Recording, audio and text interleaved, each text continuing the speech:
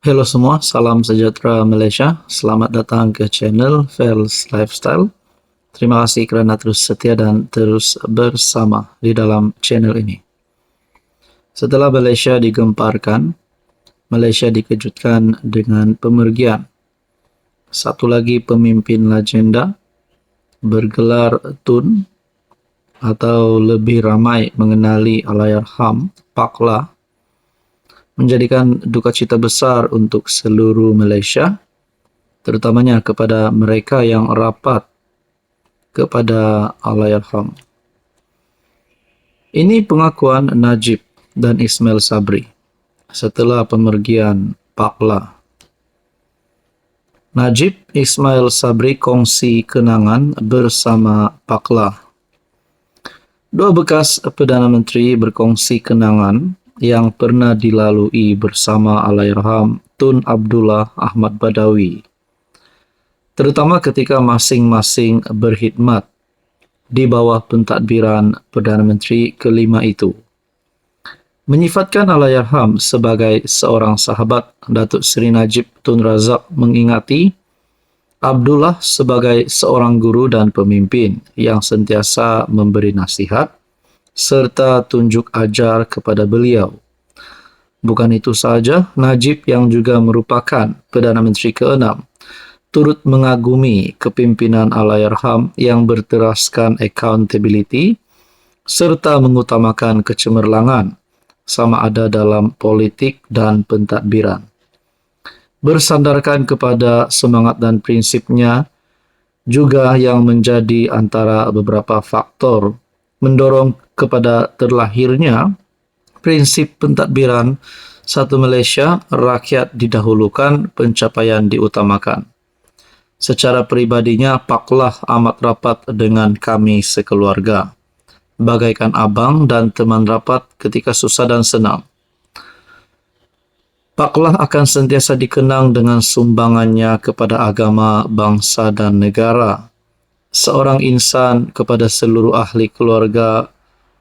Salam takziah kepada seluruh ahli keluarga, Pak Lah dan rakan-rakan, katanya dalam catatan di FB. Sementara itu, bagi Datuk Seri Ismail Sabri Yaakob, Abdullah dianggap sebagai seorang bapa yang memimpin dan membimbing beliau dalam politik dan pentadbiran kerajaan sehingga mencapai ke kemuncaknya. Saya banyak terhutang budi dengan Allahyarham Pak Lah yang memberi kepercayaan kepada saya untuk bertanding sebagai ahli Parlimen Berak pada tahun 2004 dan seterusnya mengangkat saya sebagai Menteri Belia dan Sukan pada tahun 2008. Negara berduka atas kehilangan ini, seorang negarawan yang mengabdikan dirinya untuk agama, bangsa dan tanah air.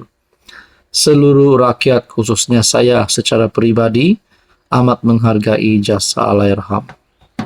Tun Abdullah 85 tahun meninggal dunia di Institut Jantung Negara pada 7.10 malam. Artikel ini bertarikh 14 April jam 11.44 malam.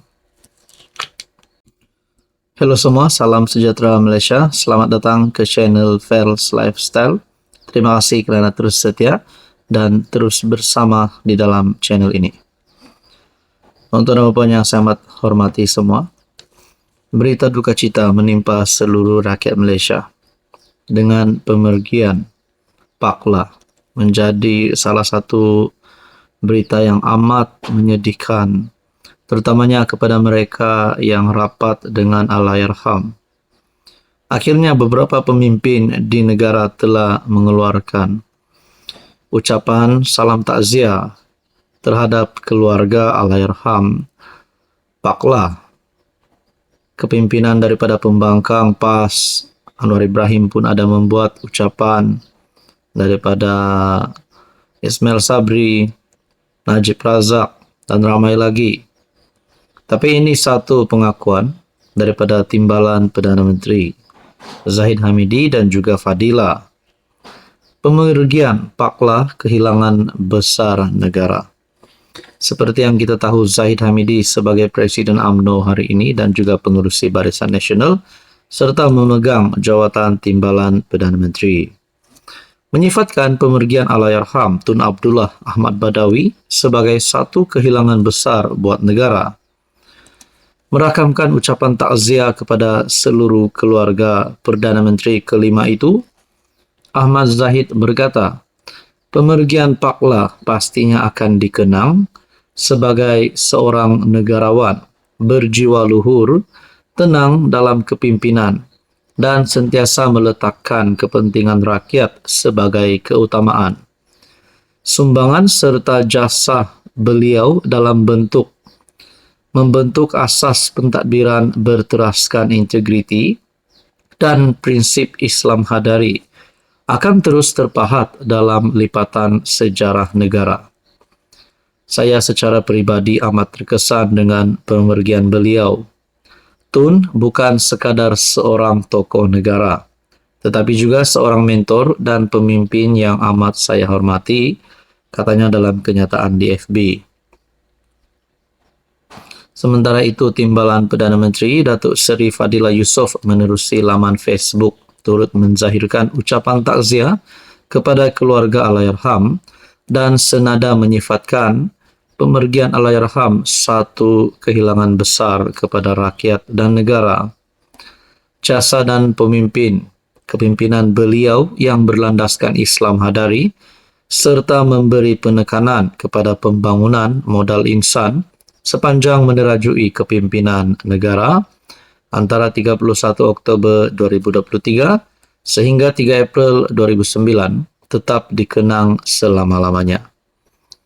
Ini satu berita yang amat mendukacitakan dan satu pemergian yang pasti mengejutkan ramai.